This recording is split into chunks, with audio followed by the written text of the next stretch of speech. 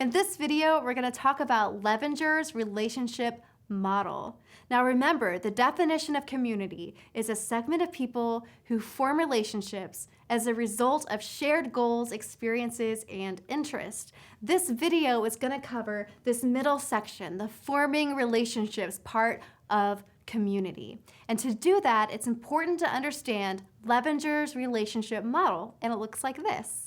So George Levinger is a behavioral psychologist who came up with the relationship model in the 80s, and it's still one of the leading social theories today. And what he figured out is that relationships tend to happen in a step-by-step fashion. So step one is acquaintance. This is when you're identifying a mutual interest with someone else. Then you move on to step two, that's build-up. That's whenever you're determining that you have even more in common with this other person. Step three is continuation. That means you're making some show of commitment to this other person.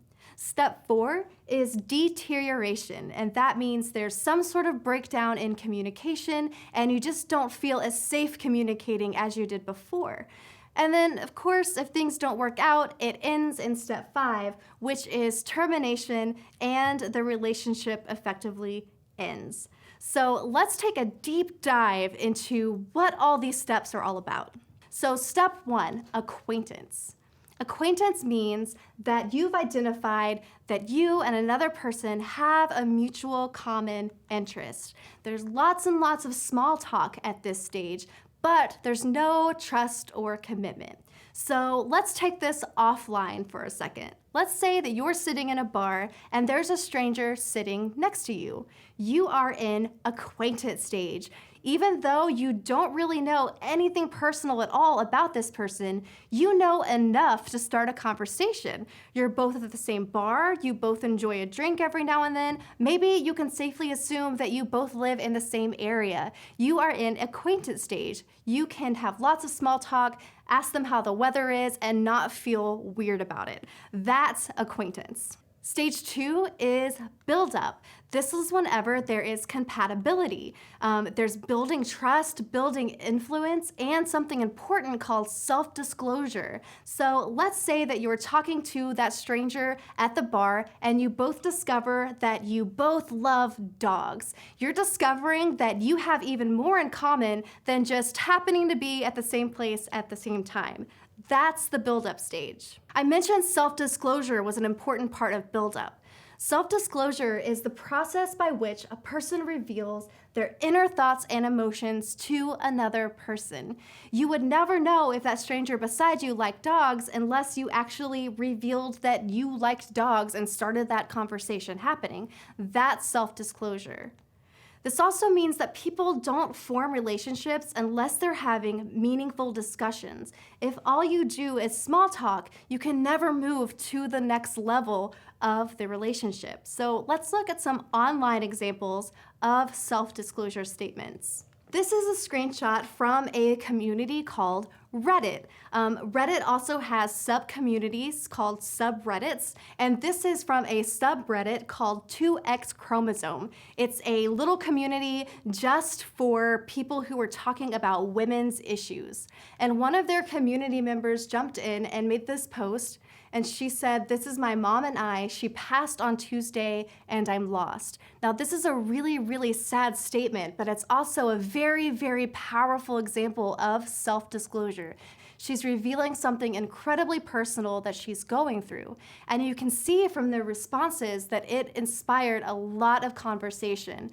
Fellow members of this community were sharing their own stories and offering encouragement and basically building relationships with each other. Here's another example from a community called 7 Cups. It is a therapy-centric community, and they have an online forum. And one of the things their community manager posted is this thread: "I'm proud of myself because." Did you accomplish something you're proud of? Let us know. This is encouraging pure self-disclosure statements, and the more you can get your community to self-disclose information about themselves, the quicker they'll move along that relationship model with other members. Here's a great example from one of our own communities. Anna said that Instagram is an area she needs improvement with. She finds it hard to create a curated page that flows cohesively with her brand. That's a very specific pain that she's sharing. And you can see that Susanna came in here and asked her to share her page, which Anna did, and the conversation continued from there. They were able to troubleshoot the problem that Anna was experiencing, and none of that would have been solved unless she was willing to self-disclose that information. So now let's move on to continuation. This is the stage in a relationship where there's even more trust and influence, and there's a big sign of commitment. There's also a lot of meaningful conversation happening at this stage, not a whole lot of small talk. If you have a best friend, chances are you don't really talk about the weather that often. You're talking about things that are deeply meaningful to the both of you. So let's go back to our friend at the bar. Let's say that you're talking, you both discover that you like dogs, and you make plans to meet the next weekend at a dog park. That's a sign of commitment. You're willing to take this relationship to the next level. So let's take a look at what that looks like in online communities. This is an example from Sephora's forum called Beauty Talk. Sephora is a huge makeup brand, and they have a very successful online community. One of their Hall of Fame community members made this post.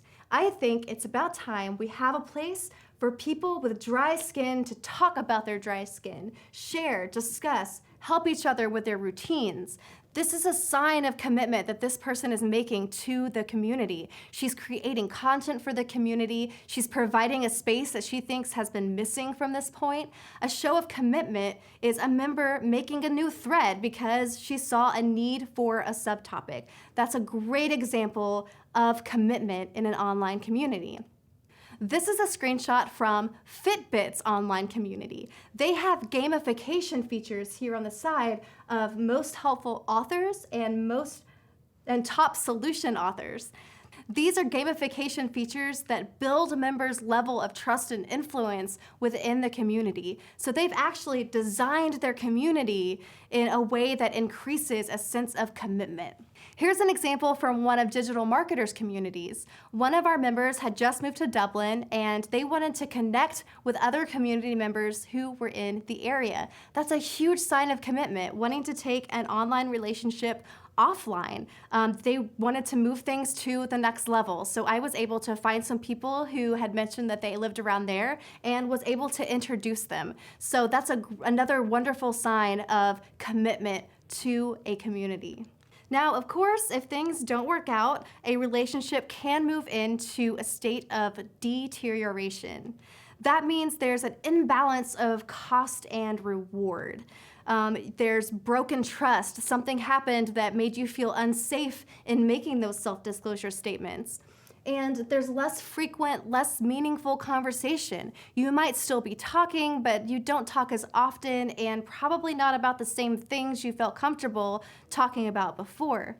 There's also less self-disclosure at this stage. So if it turns out that your new friend at the bar decided he's rather a cat person than a dog person, that could move your relationship into deterioration.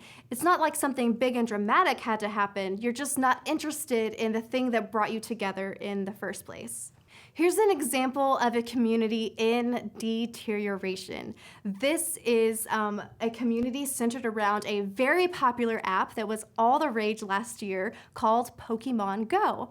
And they made some updates that their community did not like, but they were very, very slow to respond to people who were complaining about the changes. This is an example of community members who are in a state of deterioration. This is an example of community members in a state of deterioration. A company called Niantic Labs made a very, very popular app called Pokemon Go. They had a very passionate community that loved the game. Well, Niantic made some changes to the way the game worked and made their community members really upset, which is fine. Things change all the time. It's just that they didn't communicate, which is fine. Features get updated all the time in products. It's just that they didn't do a very good job communicating the reasons why to their community. And this is how their members responded. I'd say Niantic's main problem is they generally do not care enough about their own community to actively communicate with them. Those are really, really harsh words from a community member who's experiencing deterioration. Something happened to break that trust. Down here are a couple of tweets. Really interesting to watch Niantic not listen to the Pokemon Go community and slowly destroy their game. That's a not happy community member right there. Pokemon Go updated to remove the steps completely. I might as well uninstall the game because Niantic refuses to address the issues. These are community members who feel like trust with a brand that they loved has been broken. So if Niantic didn't take steps to correct this situation, they would have a very, very angry community on their hands. Of course, the last stage of the relationship model is termination. This means there is no more conversation and the relationship is effectively broken off. So why is understanding this relationship model so incredibly important to building community? Well, great community managers understand why people join, why they stay, and why they leave. And you can actually create content and strategy around this relationship model that moves people through those first 3 stages and kind of slows down what's happening at the last 2. We will cover that in depth in this course.